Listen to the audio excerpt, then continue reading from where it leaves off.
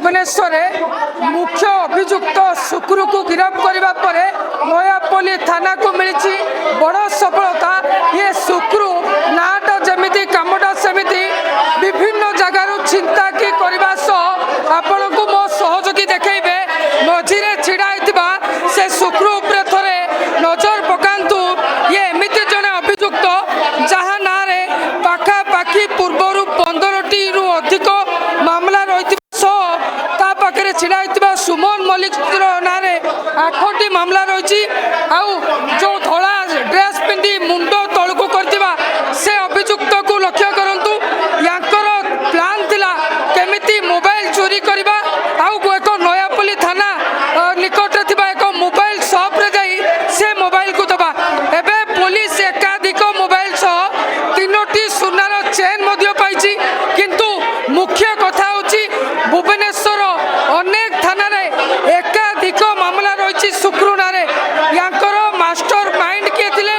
आउ जतेबेले नयापल्ली थाना याकू जतेबेले तमाम दिग भितर तदंत कले सेउटू तांको जणा पड़िला को भली भाव रे यांकर टार्गेट पॉइंट करथिला।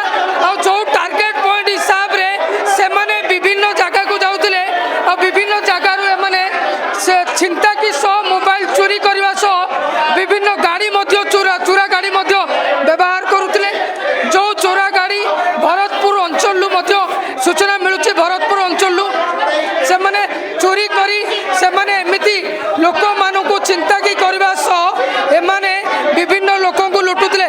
किंतु मो सहयोगी देखेबे जो 3टी सुना चेन आपण देखुचंदी ये चेन चिंता की करबा सह ये चेन को मध्य आपण देखि पारथि चेन को मध्य पुलिस अप्रिहेंड करछि। मझिरे आपण जो अभियुक्त देखुचंदी शुक्र से मुंड तलू करिछि किंतु 15टी अधिक मामला मध्य आनारे रही। आउ मोबाइल आंकर चोरी करबा परे नयापल्ली अंचल विकास दास नामक एक मोबाइल शॉप रे माने दउथिले।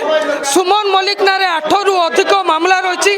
एमानकर टार्गेट पॉइंट करथिला विभिन्न समय आपण से कथा शुनिचंती। किंतु नयापल्ली थाना को मिली बड़ सफलता जे एमानकर चेन बहुत लंबा रही ता मध्य एबे तदंत घर रही।